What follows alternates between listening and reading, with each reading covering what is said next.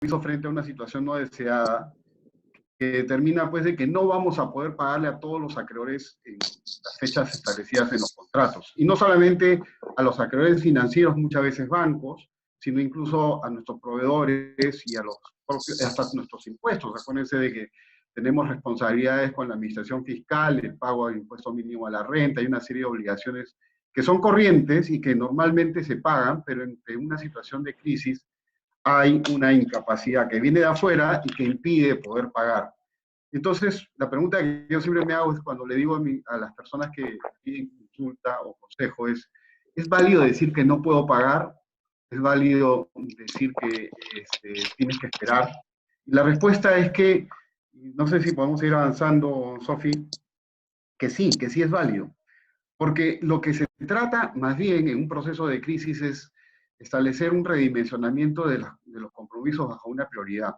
La primera prioridad, tenemos que entenderla todos, es el sostenimiento del negocio, porque finalmente del cuero salen las correas y el negocio es el que tiene que mantenerse a flote.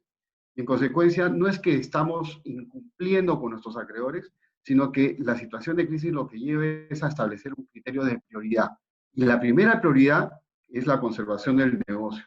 En este aspecto, evitar una situación de insolvencia patrimonial se convierte en la primera regla frente a la crisis. Dentro de ello, entonces, hay que entender que todas las acciones orientadas en una etapa de escasez están fundamentalmente siempre manejadas por una recuperación del negocio en vías de generar excedentes.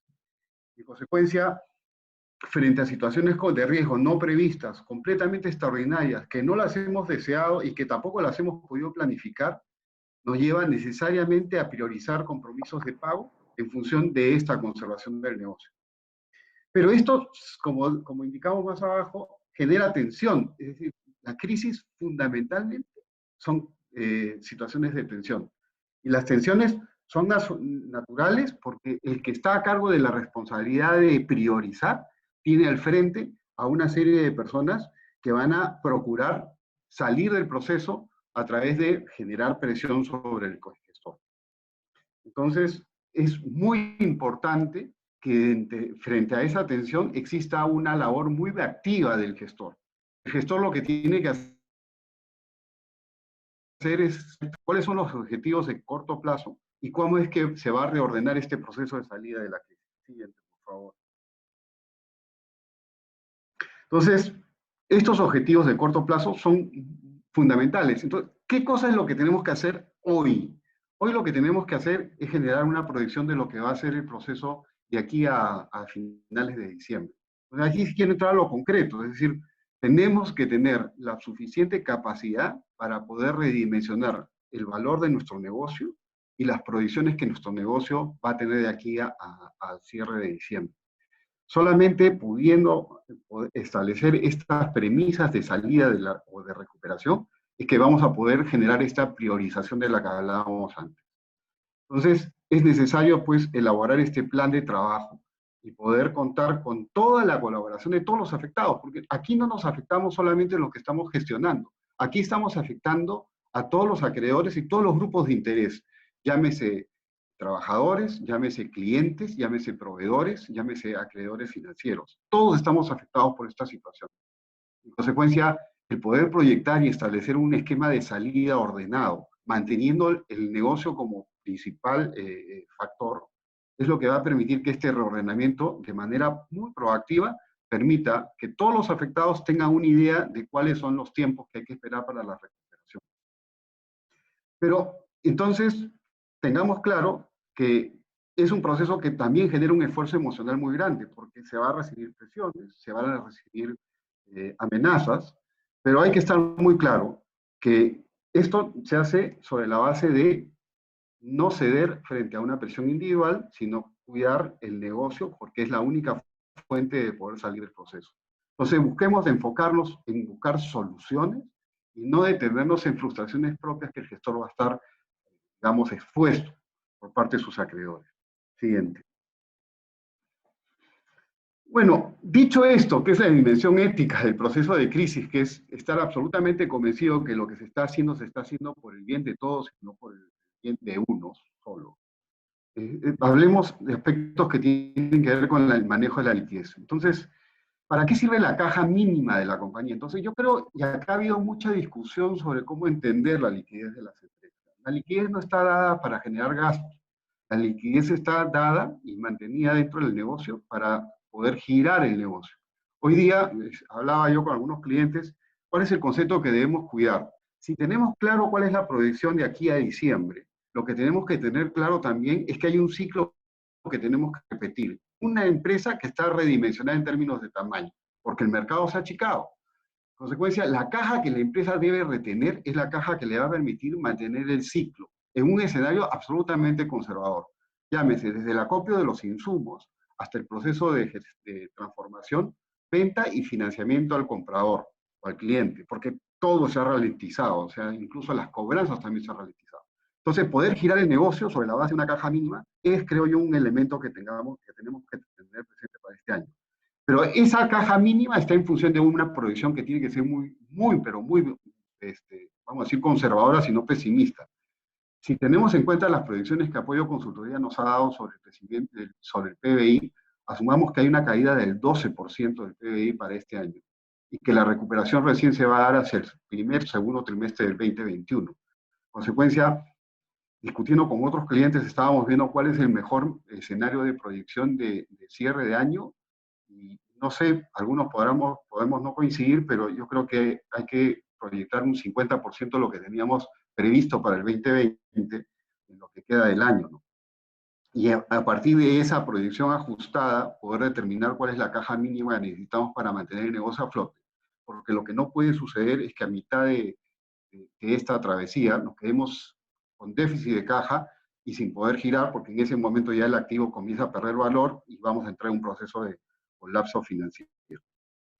Recordemos, además, de que estas crisis pues, son muy importantes de poder llevarlas. La anterior, que yo recuerdo que fue muy grave, fue la del sector pesquero con el fenómeno del Niño, ¿no? Que generó todo un reordenamiento del sector. Hubieron más o menos 2.500 millones de dólares que en esa época entraron en default a nivel del sistema y generaron quiebras masivas de las empresas pesqueras. Y ahí es que surgió ya todo un nuevo sector pesquero muy reordenado, con empresas que son muy eficientes hoy día y que estoy seguro van a poder salir del proceso bastante bien, de este proceso, y que además generó pues todo un cambio en las reglas de operación de las empresas, desde el punto de vista laboral. Recuerden ustedes la caja de beneficios sociales del pescador, desde el punto de vista regulatorio con la introducción de la cuota pesquera, y desde el punto de vista financiero, incluso en la forma como los bancos financian a las empresas pesqueras y las famosas periodos de veda y cómo nosotros podemos establecer suspensiones de pago frente a situaciones de niños. Recuerden además, por ejemplo, que este reordenamiento del sector pesquero llevó a que en el último fenómeno del niño no veamos las quiebras masivas que seguimos en la década del 90. Entonces, mucho hace la responsabilidad del gestor de la crisis en salir, pero también tenemos que entender que este proceso podría llevar a que muchas empresas puedan, de hecho, salir y que el sector en el que operan se vea reestructurado nuevamente, ¿no? Entonces, lo más importante para mantenerse es no sobreestimar sus capacidades de recuperación. Sigamos, por favor. Entonces, ¿cuáles son los ajustes que tenemos que hacer? Todos aquellos ajustes en la gestión que no atenten contra los fundamentos del negocio. Es decir, no podemos vender activos que no son prescindibles, que son necesarios para la compañía. No podemos extender eh, niveles de salida de personal que tienen que ver con todo el know-how de la empresa. Lo que tenemos que hacer es cuidar siempre los fundamentos de la compañía y a su vez utilizar nuestra liquidez no para financiar gastos o sobrepagos a acreedores, sino fundamentalmente para poder generar la reposición que permita que el ciclo gire a la nueva dimensión que tenemos que ajustar la compañía. Y en eso también es cierto que las líneas de capital de trabajo del sistema van a estar restringidas. De hecho, todos los bancos están hoy día revisando su cartera de clientes y las posibilidades de los clientes en el tiempo y cómo están preparados para esta situación. Entonces, debemos hacer un uso muy eficiente y muy responsable de nuestras líneas de capital de trabajo y conversar mucho con nuestros funcionarios de negocios para poder ellos también conectarlos con cuáles son nuestras proyecciones y nuestros planes de contingencia. Los bancos van a entrar a un proceso proceso de redefinición de las líneas en consecuencia, y vamos a tener que probablemente ajustar esas líneas, y dentro de eso también tenemos que tener en cuenta de que uno de los mecanismos por los cuales vamos a poder salir de este proceso es con el apoyo de nuestros proveedores. Sí, pasemos a la siguiente, por favor. En cuanto a garantías, yo creo que lo que hay que hacer en este proceso, probablemente vayamos a recibir mucha presión de parte de los acreedores para entregar garantías a bancos, a clientes, etcétera, etcétera. Y así como es diligente el acreedor al pedir garantías, también tiene que ser diligente el deudor al otorgarlas. En consecuencia, no debemos entrar en procesos de entrega de garantías, otorgamiento de garantías, que pongan a algunos acreedores en ventaja respecto de otros, porque lo que va a generar es un incremento de la presión. O sea, está bien que si vamos a entrar a una redefinición o un reperfilamiento de deuda de mediano plazo, pues no entreguemos los activos corrientes o circulantes para garantizar deuda de mediano plazo. Podemos entregar activos fijos, respaldo de deudas de mediano plazo. Porque si comenzamos a entregar nuestro circulante, digamos decir, insumos, stocks, garantías globales sobre mercadería que tiene que circular, lo que estamos haciendo es precisamente generando ciertas limitaciones en la rotación del ciclo productivo que podría afectar. Y por otro lado, mantener siempre, entregar garantías siempre genera una presión adicional sobre la empresa. Entonces debemos ser muy cuidadosos al momento de generar los respaldos sobre deuda existente y estar seguro de que los reperfilamientos de los créditos sean los adecuados a la recuperación de la compañía. Sigamos, por favor. Con proveedores. Bueno, se habla mucho del tema de proveedores, acá hay unas ideas sobre eso. Yo creo que lo que tenemos que hacer con proveedores, que son los aliados estratégicos de los procesos de recuperación de las compañías, siempre hay esta calificación entre recurrentes, estratégicos, no recurrentes, hostiles, no hostiles, es una forma de verlo. Pero lo que tenemos que entender es de que, primero, que lo que el proveedor debe saber es cuáles son las expectativas que pueden esperar de nosotros como clientes, cuál es nuestra proyección de ingresos, cuál es nuestra forma en la que esperamos salir de la situación, y a su vez recalzarlos, es decir, ofrecerles un plan de pagos, pero a su vez también entregarles un plan de compras, de forma tal de que el proveedor sepa cuál es el movimiento compensatorio que puede esperar de nosotros y cómo le vamos a pagar. Lo que no podemos hacer es perder esta comunicación con los proveedores estratégicos de nuestro negocio.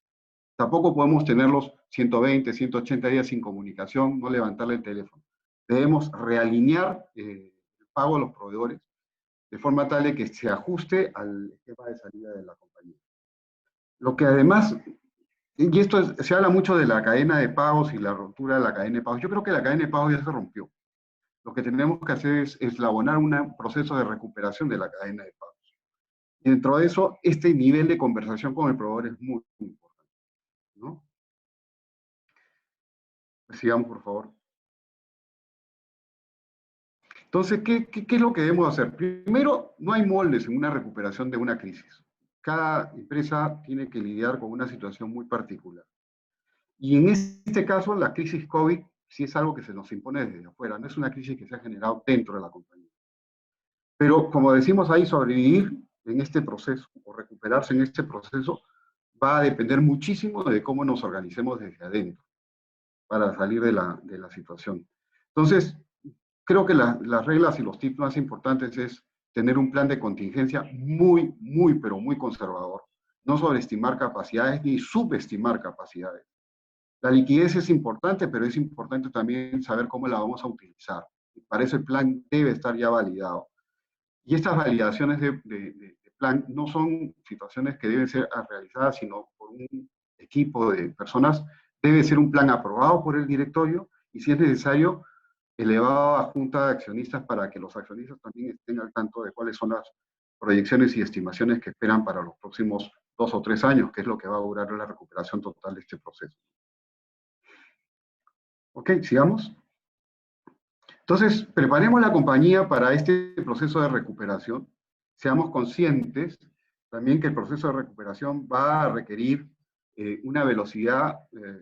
A ver, lo que estoy viendo yo respecto de otras crisis es que como esta es una situación violenta, digamos, la recuperación sí va a ser paulatina, pero va a ser rápida en relación a otras situaciones, porque, digamos, hay factores del entorno macroeconómico que no están mal. Es decir, tenemos un sistema financiero que está estable y sólido, tenemos variables macroeconómicas que son positivas, tenemos, no tenemos un problema de déficit fiscal, el Estado, el gobierno y el país se pueden endeudar, es decir, hay variables, debería haber un crecimiento de la infraestructura, entonces la recuperación va a ser rápida, sí va a ser rápida.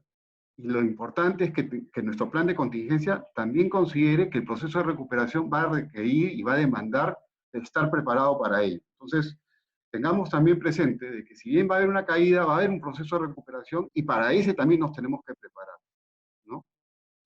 Y para ello hay que mantener una buena relación con bancos y una muy buena relación con proveedores, porque finalmente eso van a ser las palancas para la recuperación de la compañía. Y sobre todo mantener los fundamentos del negocio, es decir, no desesperarnos, saber pasar esta etapa y mantener un equilibrio de las presiones que probablemente seamos objeto como gestores de crisis, ¿no? Sigamos. Bueno, y dentro de todo esto no he hablado nada legal. De hecho, mis socios van a hablar de los aspectos legales, pero capaz el aspecto que justamente comentábamos con José Jiménez antes de, de este inicio de este seminario, de este conversatorio, era que la labor fundamental de nosotros los abogados es mantener que este rol fiduciario que le toca a todos cumplir, lo hagan dentro de un marco que no importe para nada incurrir en responsabilidad. Es decir, actuar con una gestión que sea idónea, que sea diligente, que sea responsable, transparente y leal respecto de todos los stakeholders alrededor de la compañía. Entonces, parte del proceso que estamos nosotros elaborando en el estudio es fundamentalmente darle respaldo a los gestores de que están actuando correctamente y que no tienen un tema de responsabilidad de cual preocuparse frente a esta situación. Dicho esto, entonces pasaremos a lo que toca, que es todos los mecanismos de refinanciación, y Rafael Alcázar tiene unos contenidos interesantes al respecto que vale la pena revisar. Gracias.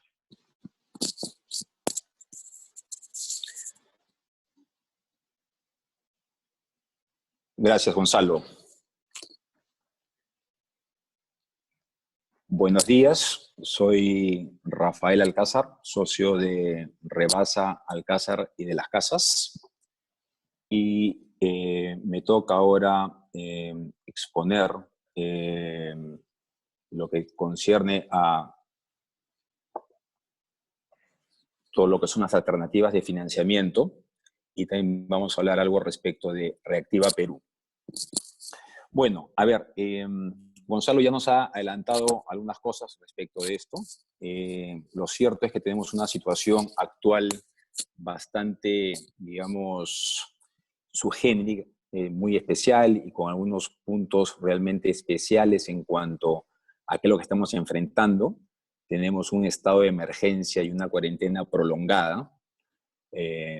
Tenemos una paralización de actividades consideradas no esenciales, lo cual obviamente impacta en una disminución de los ingresos versus a unas deudas vigentes. Y adicionalmente tenemos una reducción drástica de la demanda de bienes y servicios, lo cual nos conlleva, digamos, nos trae toda una situación de estrés respecto de lo que eran nuestros flujos de caja, y obviamente tenemos que, como decía Gonzalo, ver la mejor manera de enfrentar un contexto que ciertamente es complejo y que trae una serie de retos. La siguiente, por favor. En esto, pues tiene como una de las prioridades el hecho, y también lo decía Gonzalo, el tema de digamos, cuidar la liquidez. Cash is king, ¿no? Entonces, hoy día, y esto siempre ha sido digamos, una prioridad en cuanto a las empresas y la liquidez, pero hoy día parece que es aún más importante y cobra un nivel de prelación súper especial.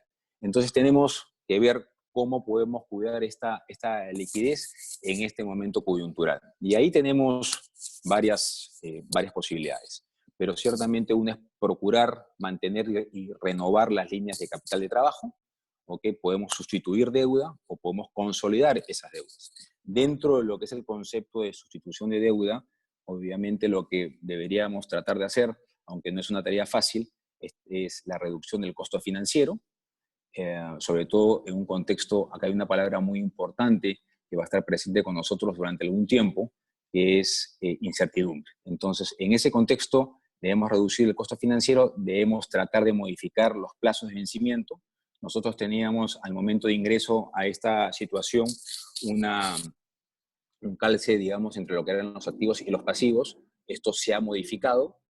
Hemos tenido una ruptura o un quiebre o un impacto en lo que es la venta de nuestros bienes y servicios. Esto nos llega en un momento donde teníamos deudas vigentes. Bueno, ahora, inclusive en este contexto de incertidumbre, debemos tratar de visualizar cómo podemos calzar digamos, este nuevo escenario en lo que se refiere a nuestros ingresos o nuestros pasivos. Y otra posibilidad también tiene que ver con la consolidación de las deudas, ¿no? Y para esto hemos visto que el mercado, tanto nacional como internacional, tiene algún interés en poder, digamos, ver la posibilidad de consolidar ciertas deudas. Puede ser un mecanismo interesante para algunos deudores el hecho de solamente tener un acreedor y poder, tal como lo vamos a ver, renegociar de manera más individual en una suerte de consolidación antes que tener varios acreedores. También hemos visto el ingreso o el interés de algunos fondos de inversión con ciertas características, tanto internacionales como nacionales, respecto de lo que es el apetito, digamos, de poder tener más, digamos, fondos que tienen un nivel de riesgo distinto y, digamos, puedan entrar a poder comprar deudas, mezzanine u otros que signifiquen, digamos, una consolidación, pero también una fuente, digamos, adicional de financiamiento. Ahora, ¿por qué tenemos que, digamos, buscar y por qué tenemos que, de alguna manera, buscar digamos, esta fuente de refinanciamiento? Tenemos que buscarla principalmente porque hay una afectación de la performance del deudor. Eso es claro. Eso es un tema transversal a todas las actividades propias de, digamos, digamos, de la economía, y esto no es un tema ni siquiera, digamos, nacional, sino también regional y mundial. Esto trae como consecuencia el hecho de la afectación de los flujos de caja, ¿ok? Existe una potencial imposibilidad de pago en el cronograma fijado, claramente con ocasión de lo que es la afectación de nuestras actividades, de la paralización de las mismas. Hay potenciales incumplimientos de otras obligaciones, y esto adicionalmente trae aunado un tema, digamos, que a veces es de menos visibilidad para las empresas. Es no solamente el contrato más importante de financiamiento, sino también otros incumplimientos que se pueden dar a raíz, digamos, de ese primer incumplimiento que son los cross defaults. Es decir, tenemos que tener visibilidad transversal respecto de cómo podemos de alguna manera tener mapeado qué otros incumplimientos se podrían dar respecto de esto. Y es un punto importante porque a veces es de menos, digamos, es menos, menos visible y además, digamos, incorpora un trabajo adicional. Y esto permite una renegociación con los lenders o con los inversionistas que evite justamente incumplir. Lo que debemos tratar de hacer es tratar, digamos, de evitar ese incumplimiento donde entramos en una situación de estrés que es mayor, ¿no? La siguiente.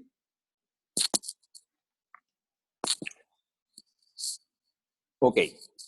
En este momento lo que vamos a hacer es dar un pantallazo, que ciertamente son varios temas importantes.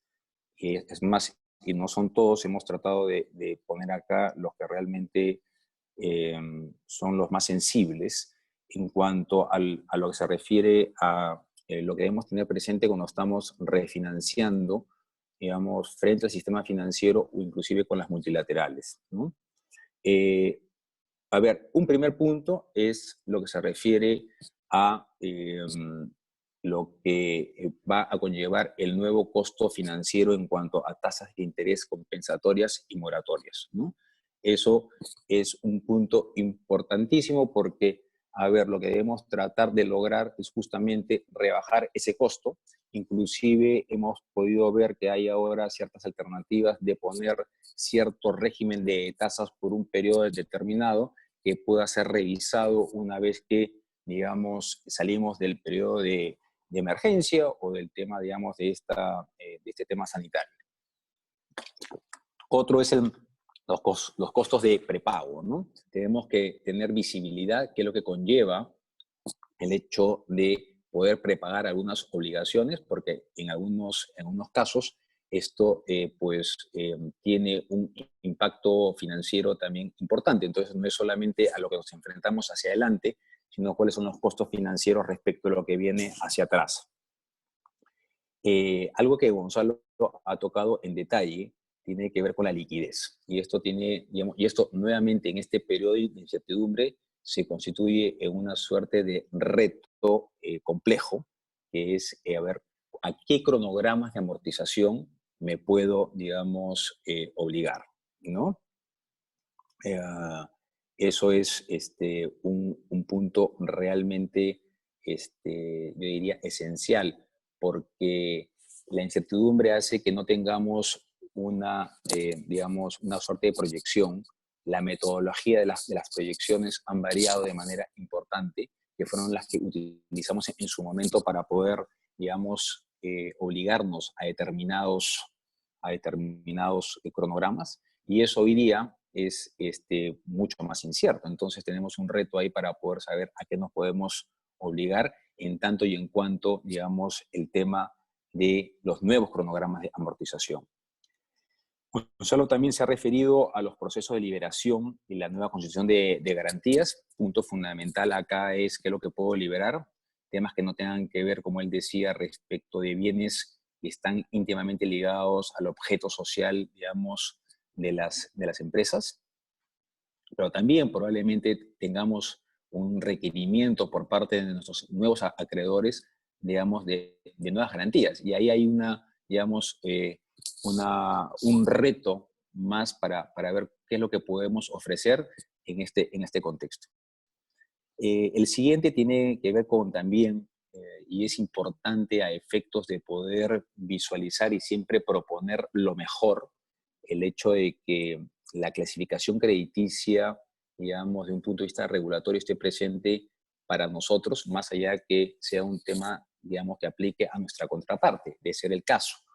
Porque para poder, digamos, entrar y para poder alinear intereses, tengo que tener también claro cuál es, digamos, lo que le aplica a mi contraparte con ocasión de algunos requerimientos regulatorios. El tema de covenants y ratios es importantísimo, porque aquí nuevamente es a ver cuáles son los ratios que puedo cumplir, cuáles no, a qué me puedo comprometer, lo que es también, y otro tipo de obligaciones, porque generalmente cuando entramos a estos refinanciamientos, y ha sido nuestra experiencia, la parte más, digamos, de mayor atención por las empresas es la que se refiere a estos covenants y a estos ratios. Pero no debemos dejar de ver y darle atención en este contexto a otro tipo de obligaciones, ¿no? Que también pueden tener a un nivel de estrés distinto con ocasión de la coyuntura. Entonces, el tema covenants, ratios, obligaciones de hacer y no hacer es un punto fundamental. La siguiente, por favor. Acá como que vienen 4 temas que están íntimamente vinculados, los primeros 4 puntos, ¿no? Que es lo que se refiere a eventos sustancialmente adversos, periodos de cura, eventos de incumplimiento y waivers. Estos 4 temas que tienen una vinculación muy íntima en el momento de la renegociación de determinados contratos, hoy día es inclusive mayor. ¿Por qué? El hecho de definir, el hecho de poder redactar de manera adecuada, pero muy claro, siempre debe ser así, hoy día todavía es más importante. ¿Qué es lo que constituye un evento sustancialmente adverso? Es un tema fundamental, ¿no? porque de las ESAs, así como se les conoce, digamos, con la abreviatura, a los eventos de incumplimiento, hay un paso. Entonces, la idea es que esta alarma, ¿ok? Y qué es lo que constituye un ESA, pueda ser muy bien definido y ojalá en este momento de ver que sea, digamos, que correspondan a eventos muy marcados a efectos de no poder interrumpir o no, digamos, distraer la atención y menos la actividad de la empresa, ¿no? Entonces, eso por una parte. Tiene que ver con los periodos de cura, también cómo podemos tener esa posibilidad de poder curar, que aun cuando hubiésemos caído, digamos, en un ESA, los eventos de incumplimiento, ¿ok? Y los waivers. Los eventos de incumplimiento, a ver, cuáles son y sobre todo en una definición respecto a cuáles deberían, digamos, interrumpir o no, digamos, el cronograma y en todo caso estar muy ligados a temas del flujo y que no tengan que ver con obligaciones que no son sustanciales o que no comprometan el repago del crédito. Y también tener la posibilidad de tener algunas excepciones en caso, aun cuando no lo quisiéramos, que son los waivers, tengamos escenarios de incumplimiento. El tema de lo que se refiere a las cláusulas de decisión siempre han sido negociadas, pero hoy día tienen, digamos, un contexto distinto, porque es la posibilidad de acreedor también de poder vender esa posición de crédito, ley aplicable. Hemos visto, por ejemplo, que en el tema multilateral hay algunas intenciones o preferencias por llevar estos contratos a una norma distinta de la peruana. Hay algunos fundamentos para ello, pero ello indudablemente que nos lleva a tener que, digamos, visualizar mejor un tema de tiempos, un tema de costos, un tema de abogados internacionales, digamos, mirando asuntos con los cuales no están totalmente familiarizados, pero a veces es lo que toca y hay que seguir y hay que acomodarnos. Ley aplicable, porque claramente esto tiene que digamos, también tiene un impacto en caso hubiera alguna suerte de desavenencia, digamos, o desentendimiento en el contrato. Ahí saltamos al tema de juez competente y arbitraje. Costos tributarios, que es muy importante respecto, digamos, si ese acreedor está domiciliado o no, si es entidad financiera o no. Y otro tema que también, y otro punto a tener en consideración, pasa por el hecho de si ese deudor esté inscrito en la Bolsa de Valores de Lima, porque si ese es el caso, vamos a tener normas muy específicas que le aplican, a diferencia que si no lo estuviera, ¿no? Tenemos temas de hechos de importancia, información privilegiada, deber de reserva, es decir, hay toda una regulación que le aplica a ese deudor que de alguna manera hay que tener presente en el momento que estamos negociando. Eso en cuanto a los puntos, digamos, más básicos, pero importantes en la interacción cuando tenemos un refinanciamiento o un financiamiento. Debería ser más un refinanciamiento en esta coyuntura con el sistema, digamos, de banca o con el tema multilateral. Pero en la siguiente, también algo que queríamos traer, por lo menos en una diapositiva, es que se va, y hemos visto movimiento en el mercado de valores con ocasión de también ciertas operaciones de refinanciamiento. Este mercado, digamos, no está ajeno a esta particular coyuntura y, bueno, tiene particulares características que hacen, digamos, que esto tenga su principal, digamos, tenga ciertas dinámicas que tenemos que tener en cuenta, ¿no? Primero, saber si estamos dentro de un tipo de instrumento, digamos, qué tipo de instrumento es el que se ha emitido, si son bonos corporativos, bonos subordinados, porque dependiendo del instrumento habrán algunos temas que mirar con cuidado. Si esta emisión fue por oferta pública o por oferta privada, si por oferta pública vamos a tener todo un mecanismo y todo un set de reglas que provienen de la Superintendencia del Mercado de Valores que es importante tener presente. ¿Cuál es el perfil de nuestros inversionistas? Si es retail o institucional. Por ejemplo, estamos hablando de AFPs, de fondos mutuos, de compañías de seguros. Inclusive hay reglas específicas que les aplican a ellos con ocasión de invertir o no, y cómo hacerlo, y cómo renegociar, cuál es el plazo restante para la redención. Hay un tema referente a el representante de los obligacionistas que juega en esta situación, en este escenario, un rol, digamos, realmente estratégico, porque él es el que va a hacer la primera interacción con nosotros en lo que se refiere a poder lidiar con los planteamientos que le haga el emisor, la clasificación de riesgo también. Esto puede impactar en el emisor y obviamente también en los inversionistas. ¿Cuál es la composición y la interacción con la asamblea de obligacionistas? Temas de quórums, temas de mayorías, cómo instalo válidamente qué es lo que presento, cuál es esa composición que me permite tomar un acuerdo en base a la propuesta que he hecho, ¿no? Entonces, estos son temas que tengo que mapear. Tengo una nueva tasa de interés, esto constituye una nueva emisión o es un canje, puede ser parte y parte, puede ser una nueva emisión en algún punto y puede ser, digamos, parcialmente un canje, o tengo, digamos, también un contexto en donde acudo solamente al mercado nacional o a un tema internacional. Otro tema alrededor de todo esto es que tenemos varios emisores peruanos que han hecho emisiones internacionales, y ahí también probablemente vaya a haber, digamos, algún tipo de renegociación con ocasión del sector y los montos.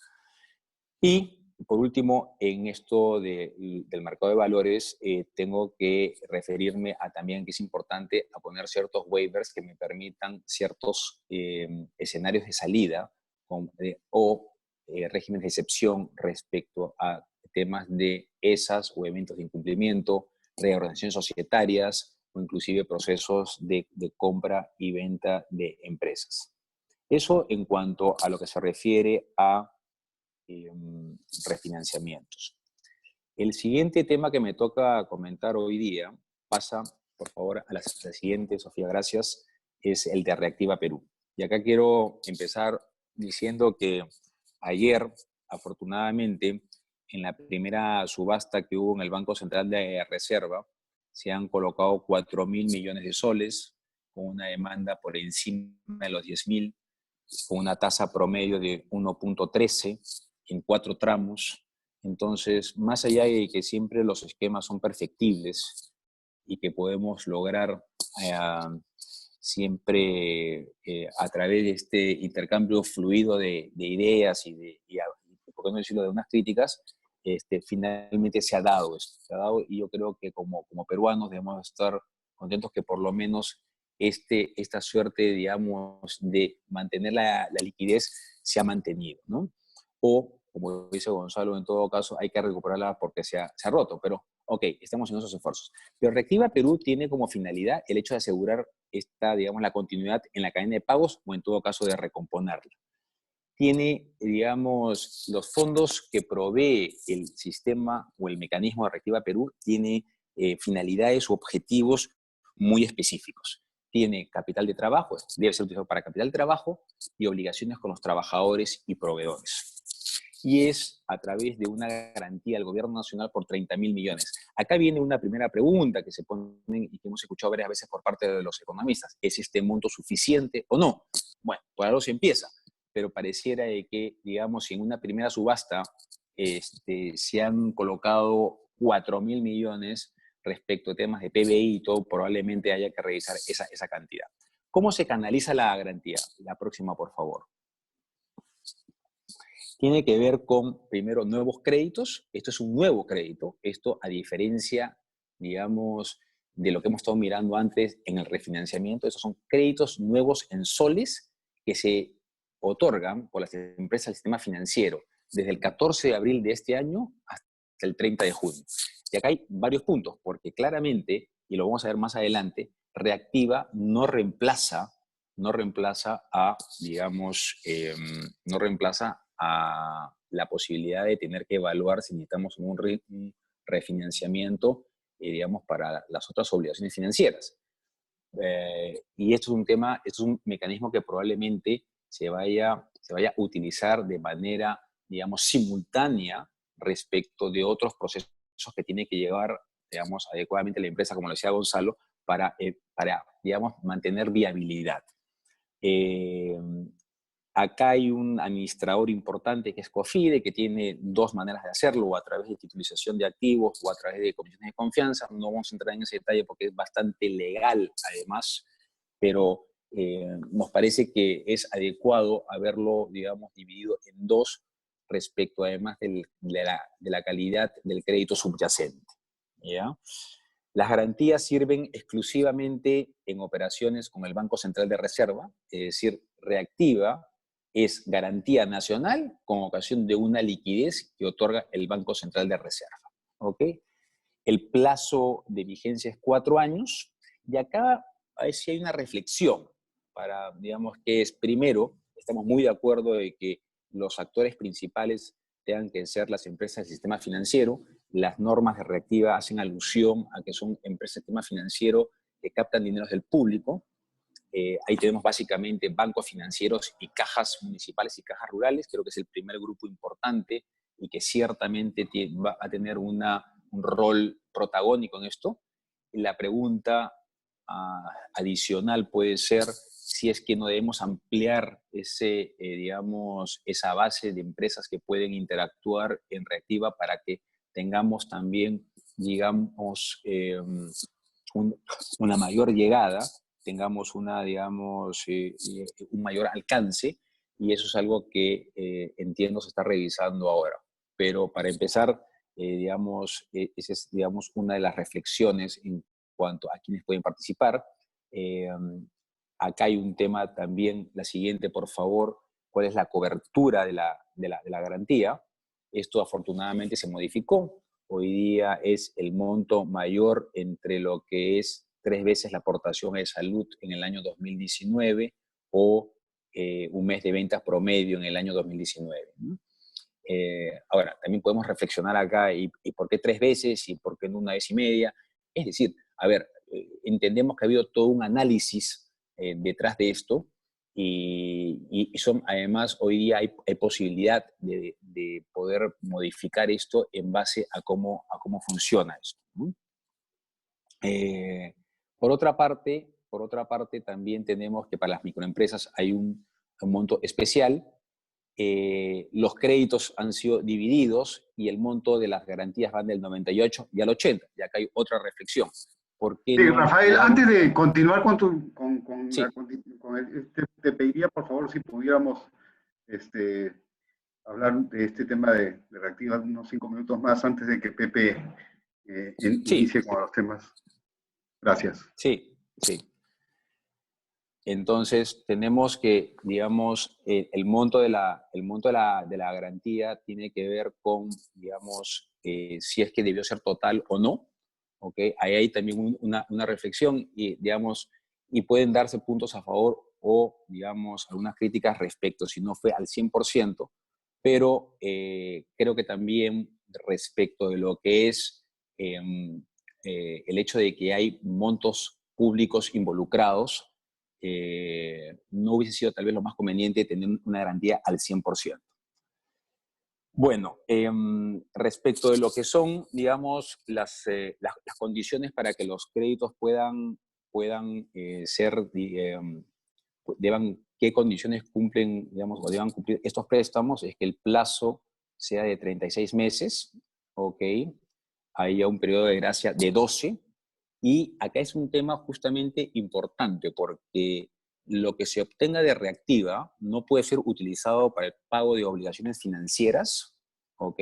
Adeudadas, ni temas que tengan que ver con prepagar obligaciones también en el sistema, no para la utilización de activos, ni para la compra, digamos, de acciones, bonos y aportes de capital. Es decir, acá hay un tema importante en cuanto a lo que se refiere a en qué se puede utilizar para cumplir con la finalidad del programa. Y esto además nos conlleva a que no haya distribución de dividendos o reparto de utilidades.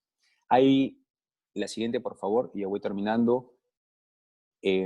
¿Cuáles son las empresas elegibles? ¿Okay? Hay un tema, hay varios requisitos en cuanto a temas de orden tributario, clasificación de riesgo, la empresa, digamos, beneficiaria no puede estar vinculada a la empresa bancaria financiera que otorga el préstamo, o que canaliza el préstamo, mejor dicho, y otras que tienen que ver con la ley esta que asegura la reparación civil.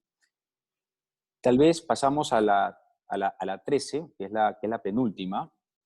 Obviamente la intención es explicarles acá todo este enjambre, digamos, de las diferentes interacciones que tienen todas las empresas que participan en Reactiva, pero acá hay un tema conceptual muy importante.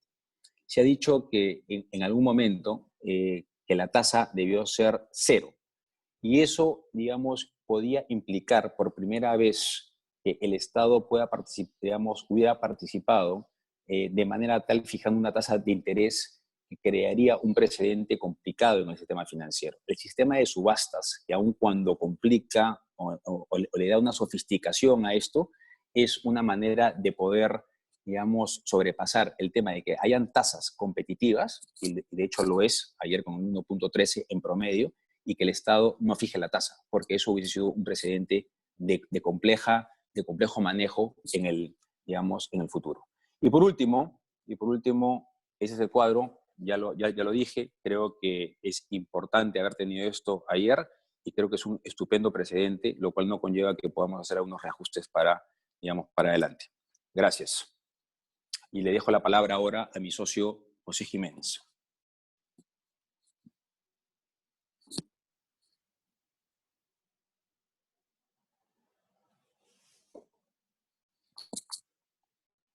Gracias, Rafael.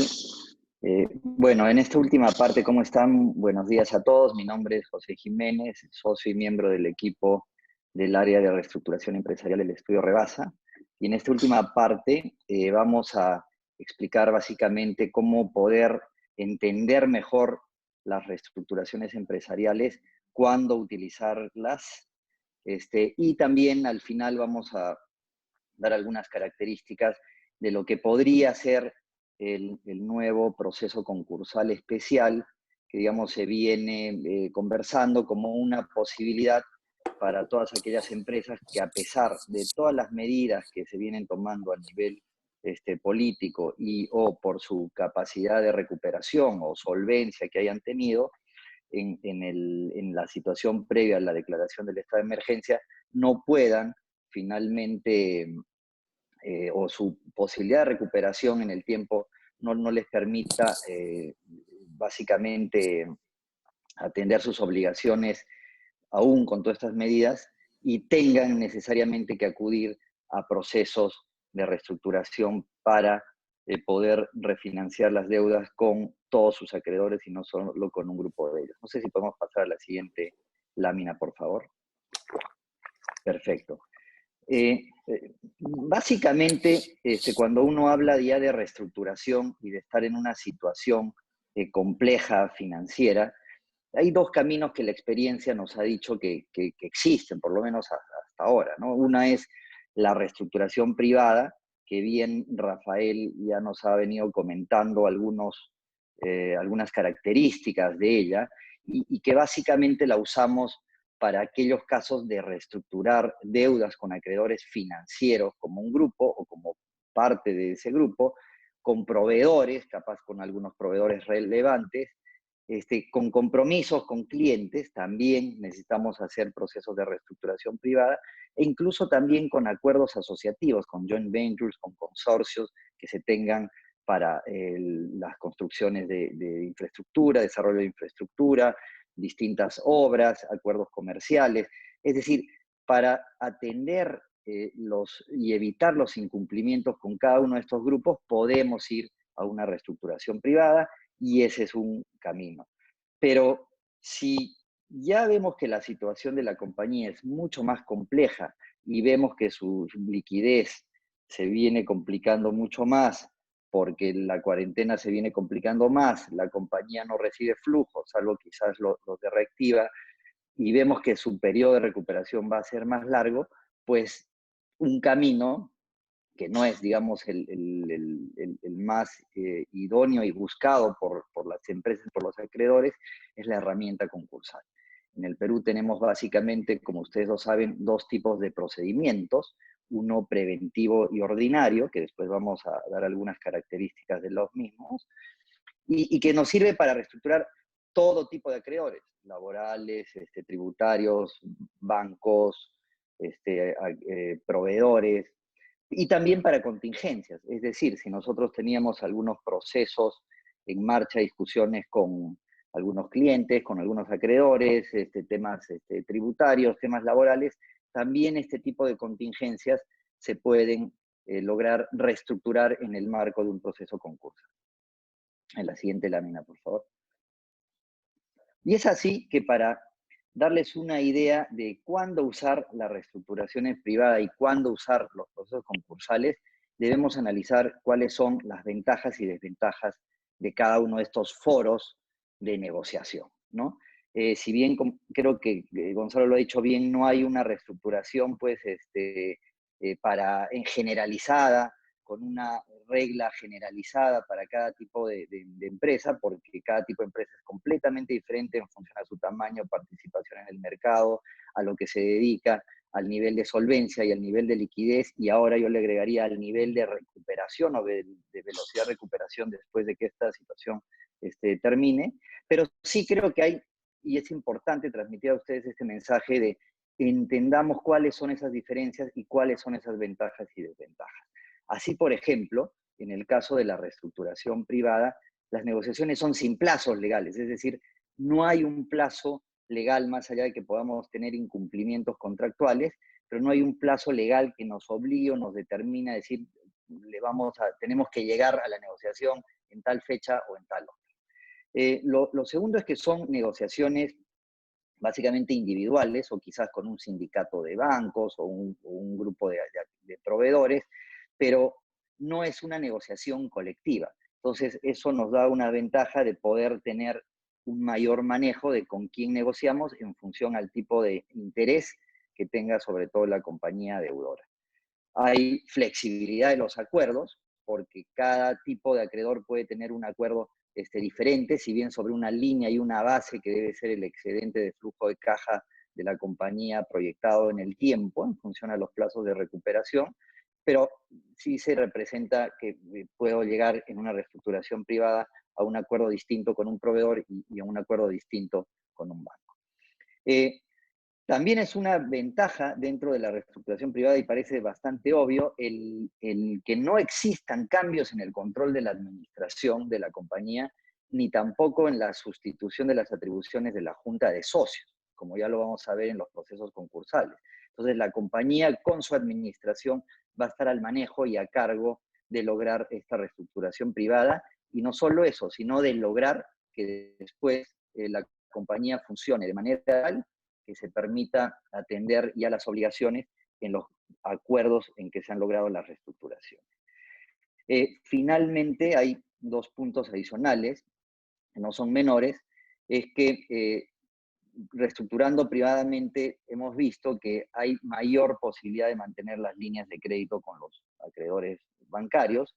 Siempre hay una sensibilidad de que cuando una compañía entra en concurso pueda perder sus líneas bancarias por temas de provisiones, pero aquí en las reestructuraciones privadas no existe esa posibilidad. Siempre hay calificaciones que pueden hacer que se reduzcan, pero no necesariamente ir a una suspensión total de la línea de crédito.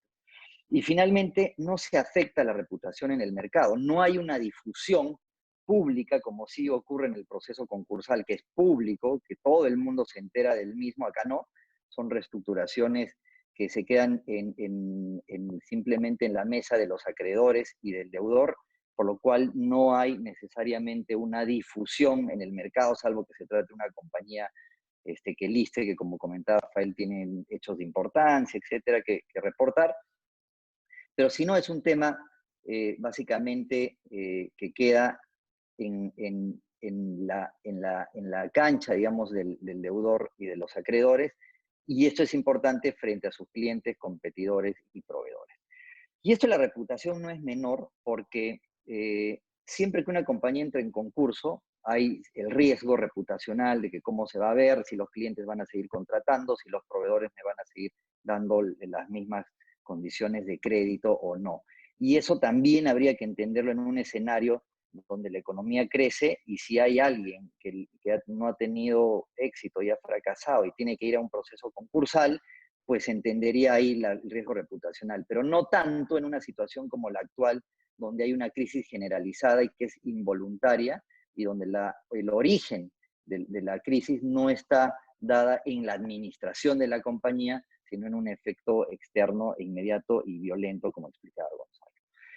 Ahora, en los procesos concursales, ¿cuáles son las ventajas? Que tenemos una suspensión legal de pagos de todos los acreedores y una protección legal del patrimonio, cosa que no tenemos en el caso de las reestructuraciones privadas.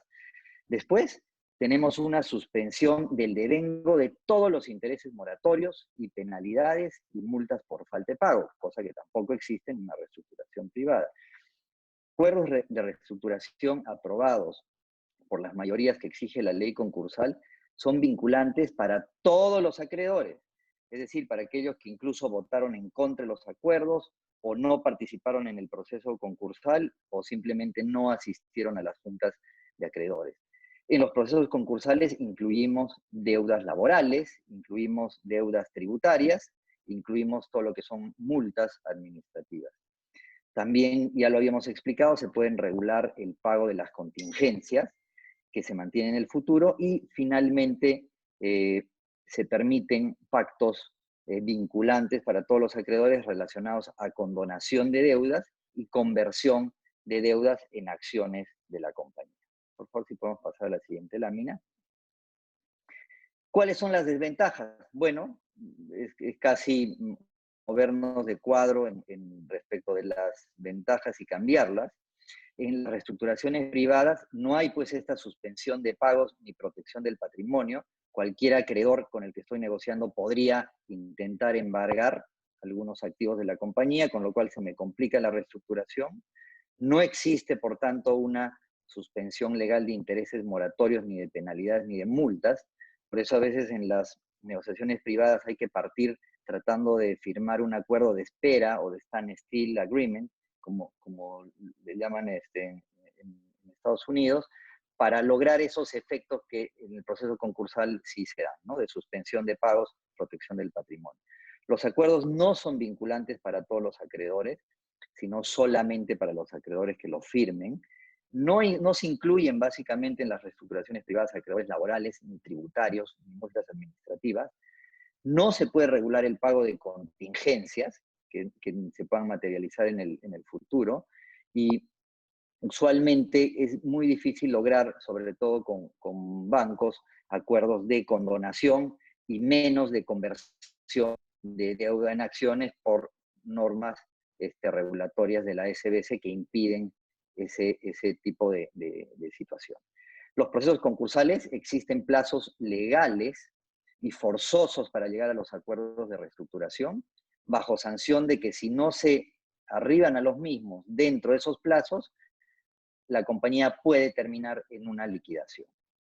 Se puede afectar la reputación de la compañía, puede ser la insolvente, la infectada, la que ha fracasado, y esto tiene muchos efectos en las condiciones de créditos de proveedores, suspensión de líneas con bancos y posibilidades de contratación con clientes. Existe también la posibilidad de desapoderar a la administración de la compañía y a la Junta General de Accionistas, y son los acreedores los que van a tomar todas las decisiones y ya no la administración de la compañía, que puede ser sustituida íntegramente. Y como decíamos, también existe un riesgo de obtener nuevos financiamientos en un proceso concursal. Esto es muy extraño. Las normas de la SBC obligan a los bancos a inmediatamente bajarle la calificación de riesgo crediticio a una compañía en un proceso concursal, y por lo tanto eso implica más provisiones para los bancos y menos posibilidad de que otorguen financiamiento. La siguiente lámina, por favor.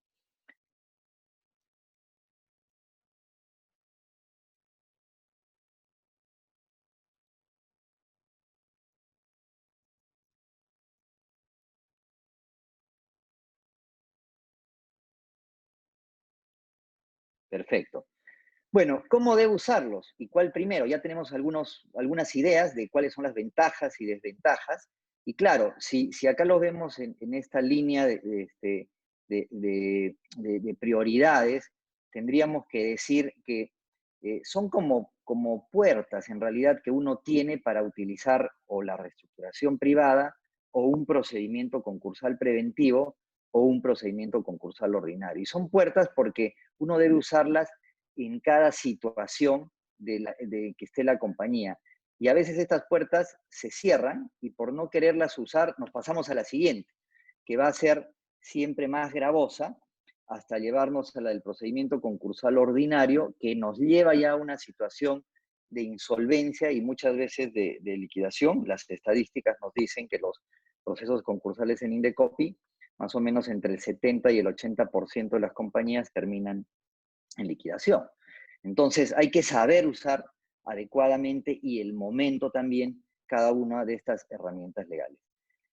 Algunas ideas: reestructuración privada cuando se tienen problemas de liquidez incipientes y temporales, el patrimonio de la compañía es sano, es solvente, tengo todavía un nivel de apalancamiento, tengo pocos acreedores con los que negociar, por ejemplo, tengo 2, 3 bancos únicamente, o un grupo de 5 o 6 proveedores estratégicos que son con los que necesito aplazar pagos, todavía tengo algunos activos para vender que no los voy a necesitar o puedo darlos en garantía, no tengo problemas con el mercado ni con mis clientes, o sé que cuando esta situación se reactive, como decía Gonzalo, rápidamente voy a poder volver a mis actividades. Otros negocios definitivamente no, sobre todo en los que tienen aglomeración de personas, centros comerciales, empresas de eventos deportivos, de eventos culturales, conciertos, en fin, hay colegios, hay una serie de negocios cuya recuperación, hoteles, que va a ser mucho más lenta. No tener pasivos laborales y tributarios. Si no los tengo, una buena medida es ir a una reestructuración privada, tener una buena calificación de riesgo crediticio normal y CPP, no necesito irme a un concurso para deteriorarla. Y también puede ser que no tenga todo esto, pero que tenga una serie de garantías extra negocio, avales, fianzas, garantías otorgadas por terceros, por accionistas o empresas relacionadas, que son relevantes y que aun cuando la compañía entre un proceso concursal, eso no va a evitar que los acreedores puedan ejecutar a estos acreedores, a estos avales o estos garantes terceros. Entonces es mejor en esos caminos ir por una reestructuración privada.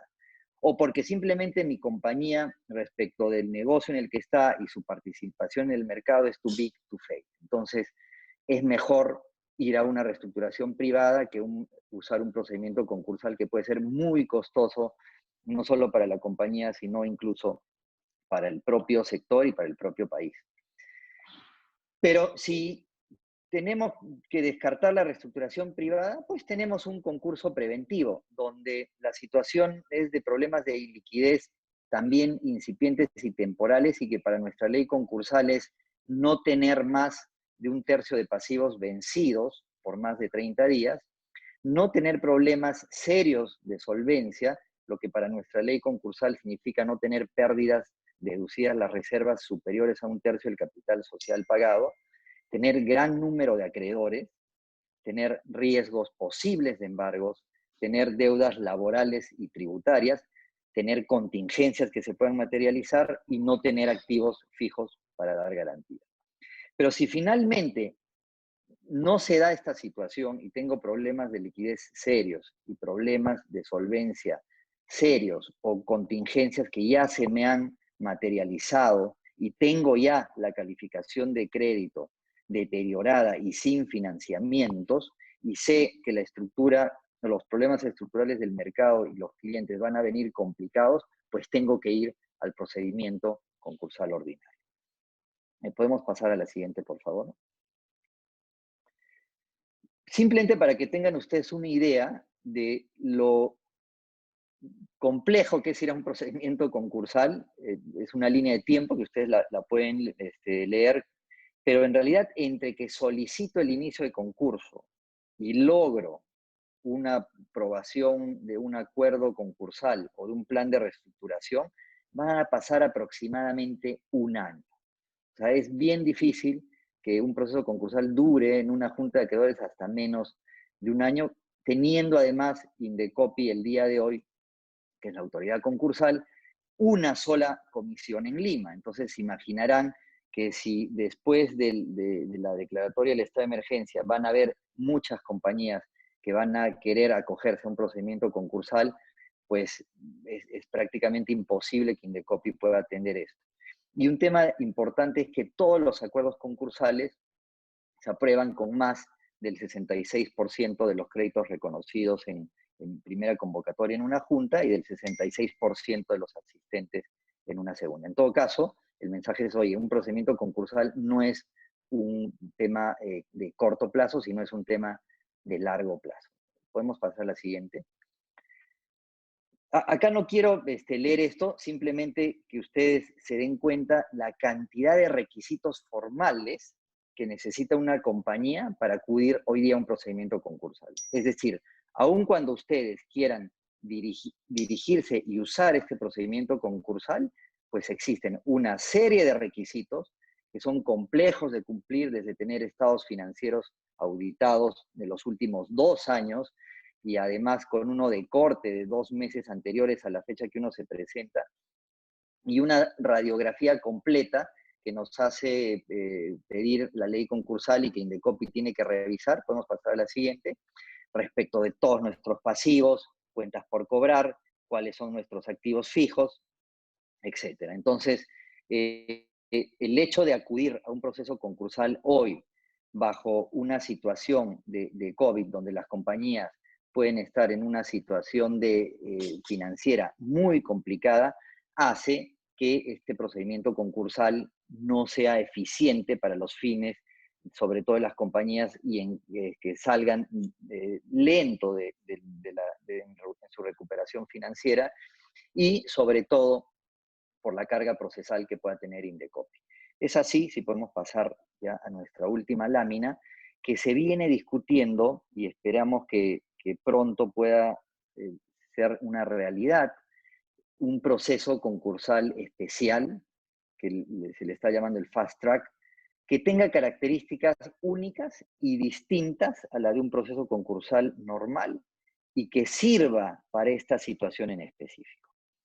Y ahí tenemos 6 puntos relevantes que los quiero explicar. El primero se trataría de comisiones descentralizadas del Indecopi a nivel nacional, no solamente en Lima, a nivel nacional, y con un proceso 100% digital, 100% electrónico. Incluso se está pensando en tener, hay que ver cómo sería, pero juntas de acreedores que puedan ser virtuales, para precisamente evitar la reunión de personas.